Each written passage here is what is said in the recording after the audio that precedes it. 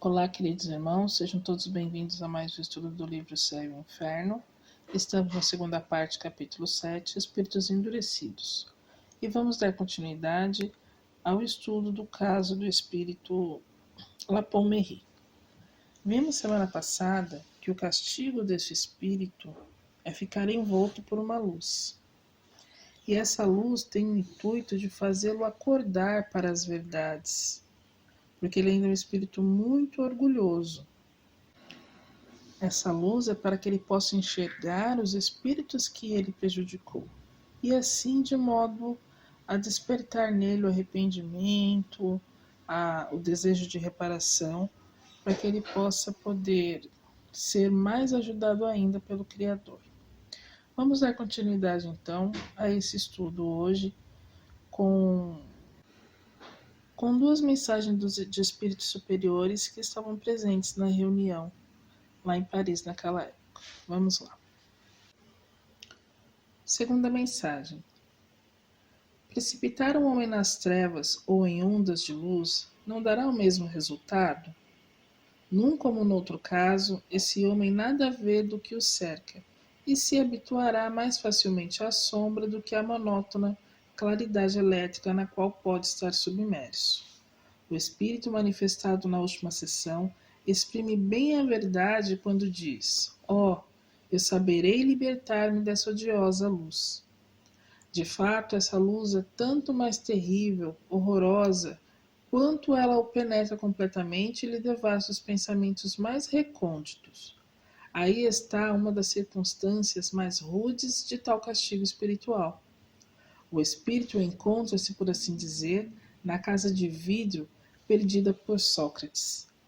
Disso decorre ainda o ensinamento, visto como o que seria alegria e consolo para o sábio, transformar-se em punição infamante e contínua para o perverso, para o criminoso, para o parricida, sobressaltado em sua própria personalidade.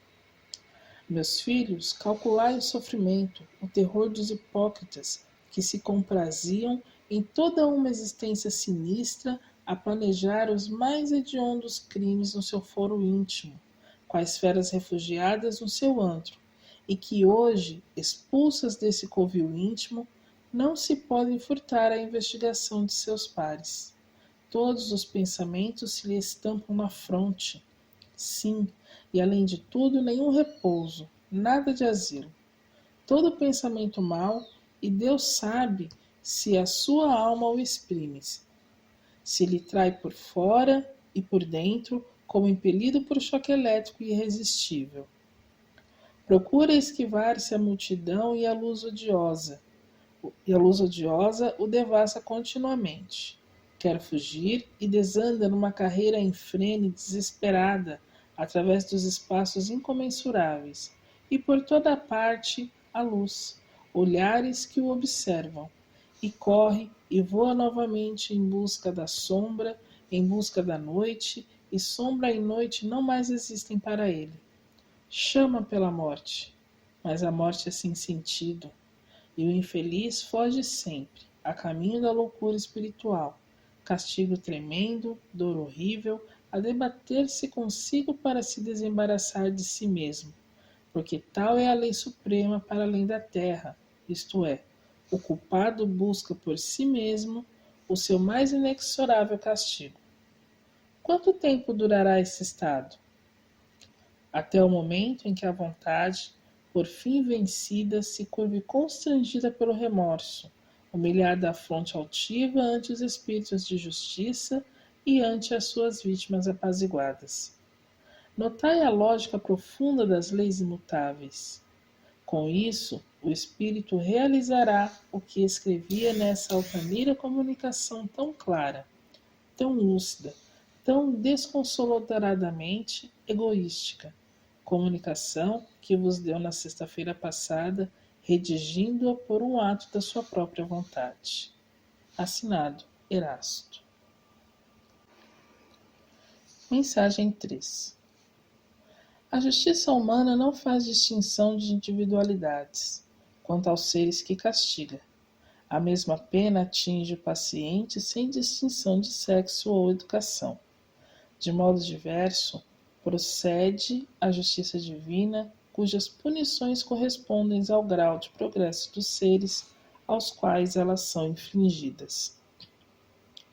Igualdade de crimes não importa, pois dois homens culpados sob o mesmo ponto de vista podem separar-se pela dessemelhança de provações, emergindo um deles na opacidade intelectiva dos primeiros círculos iniciadores, enquanto o outro dispõe da lucidez que isenta o espírito da perturbação.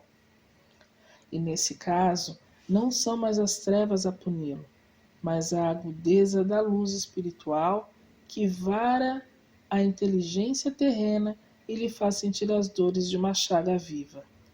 Os seres desencarnados que presenciam a representação material dos seus crimes sofrem o choque da eletricidade física, padecem pelos sentidos.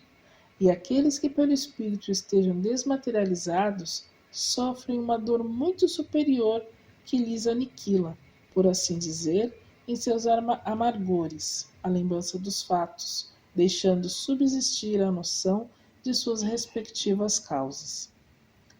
Assim pode o homem, a despeito da sua criminalidade, possuir um progresso interno e elevar-se acima da espessa atmosfera das baixas camadas. Isto pelas faculdades intelectuais sutilizadas, embora tivesse, sob o jugo das paixões, procedido como um bruto. A ausência de ponderação, o desequilíbrio entre o progresso moral e intelectual produzem essas tão frequentes anomalias nas épocas de materialismo e transição. A luz que tortura o espírito é, portanto, e precisamente o raio espiritual inundado de claridades, os secretos recessos do seu orgulho e descobrindo-lhe a inanidade do seu fragmentário ser. Aí estão os primeiros sintomas e as primeiras angústias da agonia espiritual, que lhe anunciam a separação ou dissolução dos elementos intelectuais e materiais componentes da primitiva dualidade humana e que devem desaparecer na unidade grandiosa do ser acabado. Assinado Jean Renaud. Pois bem, além de se completarem reciprocamente, essas três comunicações obtidas simultaneamente apresentam o castigo debaixo de um novo prisma, aliás, eminentemente filosófico e racional. É provável que os espíritos, querendo tratar do assunto de acordo com o exemplo, tivessem provocado a manifestação do culpado. Ao lado dessa descrição, baseada sobre um fato, eis aqui para estabelecer um paralelo a que foi feita por um pregador durante a Quaresma, em Montreuil-sur-Mer, em 1864, sobre o inferno.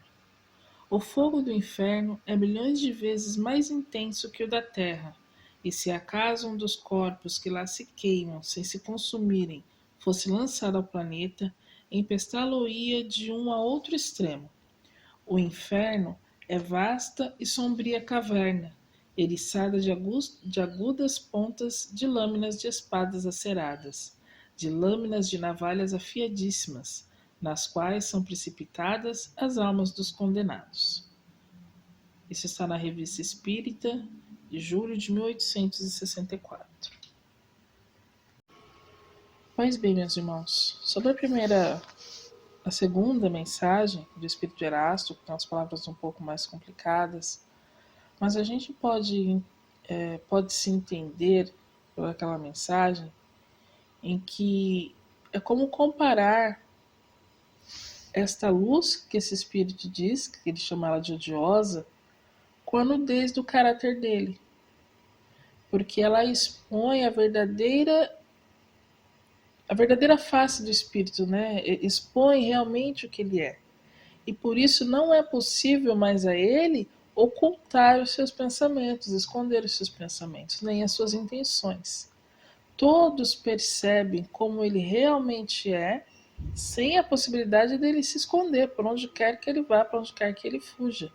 Então o verdadeiro castigo é que o espírito ele tenha consciência plena disso, e ele não pode fazer nada até que ele se torne humilde, até que ele se arrependa, até que ele clame por misericórdia, né? Até que ele lembre de Deus, abaixe a sua fronte para Deus e reconheça os seus erros e o mal que ele fez para suas vítimas. E na segunda mensagem, nós vemos que o Espírito Jean Renault, ele vem nos trazer, nos tentar fazer entender a diferença entre a justiça humana, que é sempre falha e ainda precisa de muito aperfeiçoamento, de muita melhora, e a justiça divina, que apesar de ser igual para todos, ela é aplicada conforme a falta cometida. E ela leva em consideração a conduta daquele que errou e as circunstâncias também pelas quais se produziu esse erro, se produziu essa falha. Então, mesmo a lei sendo única, a aplicação dessa lei, da lei divina, ela é particular, né? Então vai dar um castigo dependendo da moral do espírito que errou, dependendo da moral daquele que cometeu o erro. E nós vemos nesse último pedacinho também, meus irmãos, que o conceito de inferno geralmente é aquilo que nos traz assim, engloba coisas muito ruins, né? Muito pesadas. E essas coisas ruins, existem as que são muito ruins e as mais ou menos ruins, né? E isso dependendo para cada pessoa. Então, a gente usando como exemplo o castigo da luz, a gente poderia dizer que era um castigo infernal para os espíritos maus. Da mesma forma que a luz seria uma dádiva maravilhosa para os bons espíritos, né? Para que pudessem ver e perceber tudo. Então, cada um de nós, estando encarnados ou não, a gente sempre vai atrair para junto de nós aquilo que habita na nossa alma.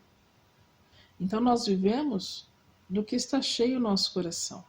Por isso que a luz ou as trevas podem ser castigo, como também pode não ser, né? Então, isso é tudo conforme o que carregamos aí, entre aspas, no nosso inferno particular.